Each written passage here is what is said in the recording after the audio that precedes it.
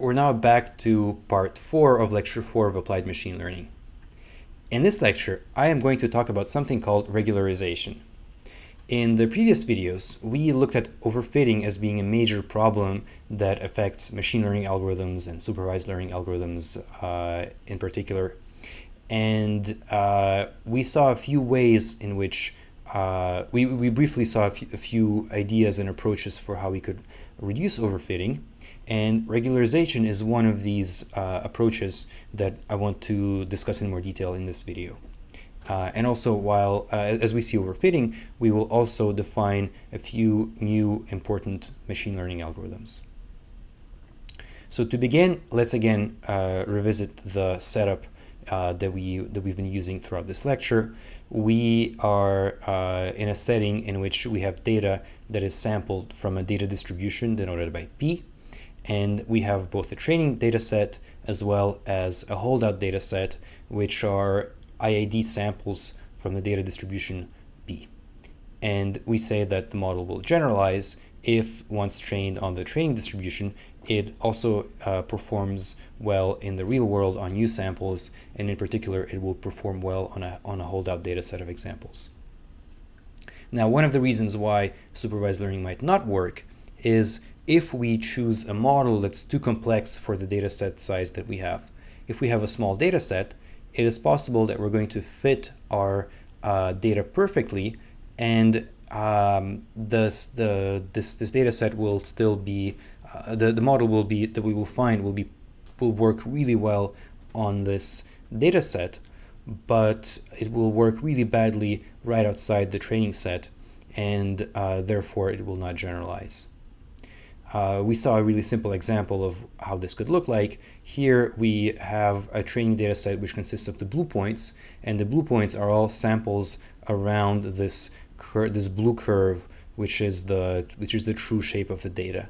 And here I fit a polynomial of degree 30, and this polynomial is really accurate on our training set. Here it almost perfectly almost perfectly fits the blue data points, but right outside this area, its performance is really it's really bad. Its performance is really bad outside the neighborhoods that are really close to these points. And so here, this is an example of massive overfitting. The idea of regularization is to reduce overfitting by changing our objective to include a term that penalizes complex models. So, for example, in this setting with polynomial regression, one way of doing regularization would be to optimize for functions that fit the data well, but also assign a penalty when the function fits the data well, has a really high degree, when it's a high degree polynomial. Let me give you a more general definition of regularization, and then we're going to see how it can be applied to settings like the one we just saw earlier. The high-level idea of regularization is as follows. We define an augmented objective J, or that is assigning a score to elements of our model class M, and this objective J consists of a loss function that's defined on our training data set, plus an additional term here, R, which is going to be called the regularizer, which penalizes models that are complex. Now let's dissect this objective again. As I mentioned earlier, we have an objective function L, and again, this could be something like the mean squared error. And if we only had L, then we would have a standard linear regression problem, and we could compute the normal equations, and this would give us the least squares algorithm. But now we have added this extra term, R, which penalizes certain models if they are complex according to some definition of complex, and we're going to see an example earlier. And finally, this lambda here is a regularization parameter which controls the strength according to which we penalize complex models. Of course, in practice, our models are often parameterized by parameters theta, and therefore we can write this expression as follows using this equivalent notation in which everything is a function of theta. So what can we use as a regularizer in practice? What is a good example of how a regularizer might look like? I'm going to define here a first example of regularization, which is called L2 regularization. And this is going to be a really important approach that is widely used in practice and that is actually going to solve the overfitting problem that we saw earlier. So assume that we have a linear model of the following form. This is, again, the same model that we saw in the earlier lectures. And the idea of L2 regularization is to define an objective in which the regularizer consists of the L2 norm of the weights theta. So this here is simply the sum of the squares of the weights of the vector theta. Let's again look at these components. Here, as I mentioned, the regularizer is simply the sum of the squares of the parameters, and this is called the L2 norm of theta, which is why this this notation here is something called the L2 norm of theta. Theta is a vector, it has a norm, and this is one such norm called the L2 norm, and this is what gives L2 regularization its name. Now this regularizer penalizes large parameters. I'm going to give you a few ways of understanding why this is helping with overfitting, but one way is that it prevents us from over-relying on any single feature, and it also happens to penalize models which have this erratic, irregular behavior that we saw earlier. And finally, I want to add that even though L2 regularization is defined here, or here I have defined it in the context of linear models, we can also apply this with many of the models, many of the machine learning models that we're going to see later in this course, such as neural networks or support vector machines. We have different ways of applying we can apply L2 regularization anytime when we have a vector of parameters theta. So let's now see how we can apply L2 regularization to polynomial regression. In the context of polynomial regression, recall that we have these polynomial features phi, and we have we're fitting a linear model over these polynomial features, and we're using the mean squared error loss. So here, this term is simply the standard objective for linear regression. And on this side, I have added our new L2 regularizer. So here I'm going to start with a demonstration of what this algorithm can do. Here I'm going to fit several instances of the model for different data sets. So here I have this function. Here I have a function that's so we're going to be using data that's still sampled from the same function, and I am going to fit to this data a few different models. So again, this is here I have the same set of blue points that we had earlier, and here I just sampled another set of another training set and another training set.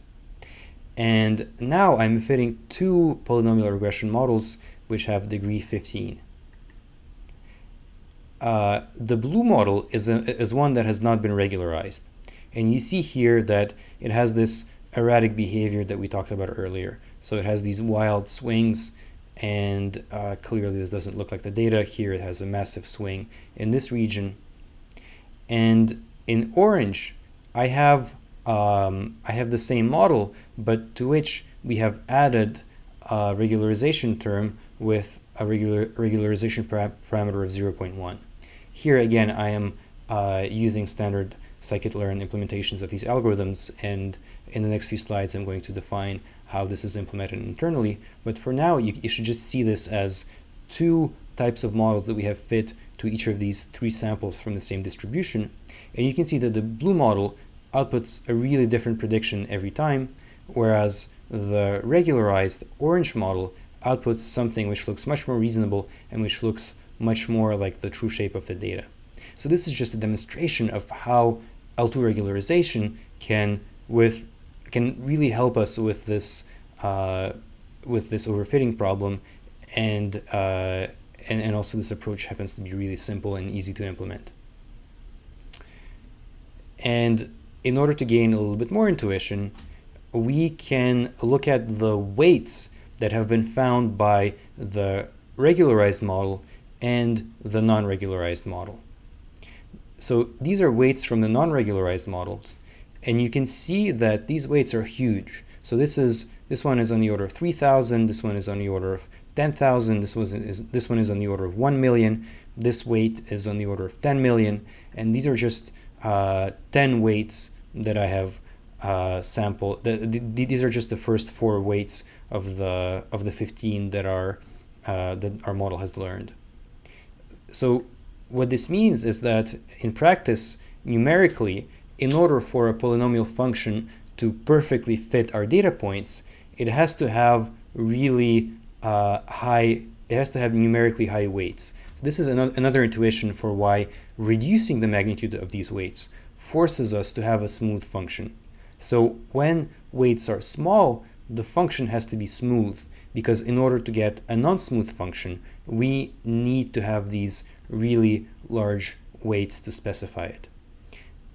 So now if we look at the same set of weights, but when the model has been regularized, these are much smaller. These are on minus 2.7, minus 1.2, minus 0.9. They're all small and well behaved, and as a result, the curve also is really well behaved, even though it is still a 15th degree polynomial. Again, I just want to emphasize here that the orange curve that we have fit here, that is still a 15th degree polynomial. But this is a 15th degree polynomial with very small and well-behaved coefficients, and as a result, it looks like a well-behaved curve that we would expect. One practical question that I want to briefly address is, how do we choose the parameter lambda? Lambda is what is called a hyperparameter of the model, and we're going to revisit this in much more detail later.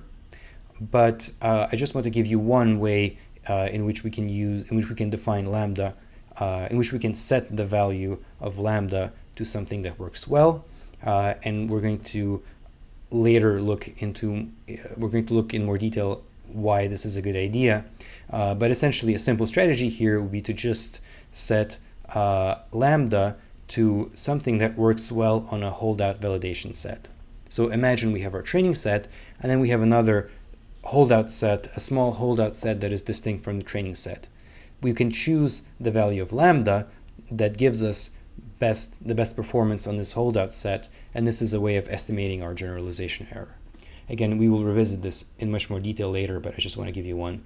I just want to mention briefly that there are several standard ways of choosing lambda.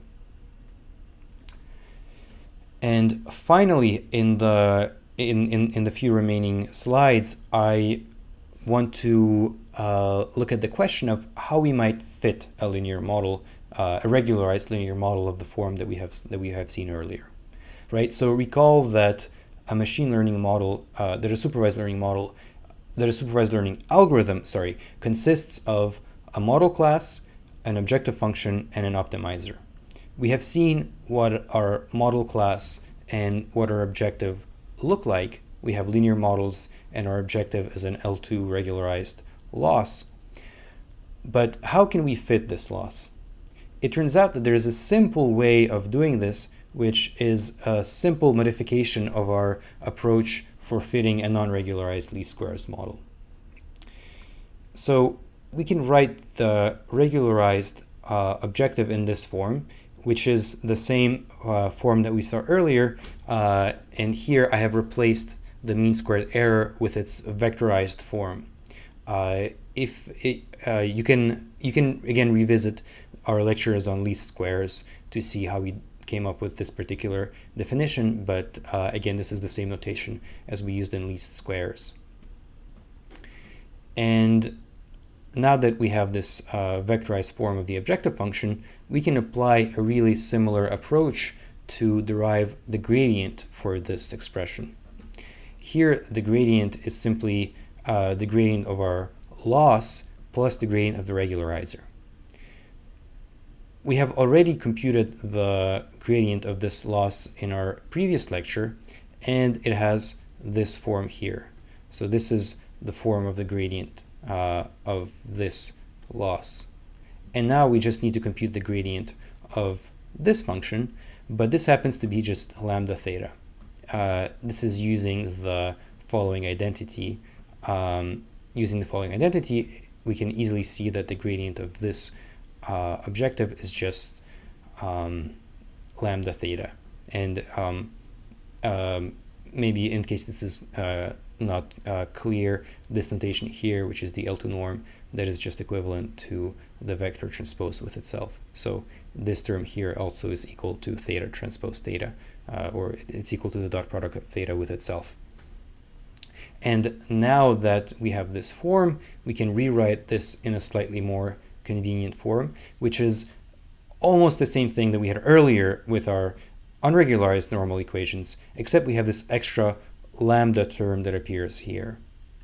And in the same way that we define using the same strategy as we followed earlier, we can set the derivative to 0 to obtain a set of normal equations which have this form.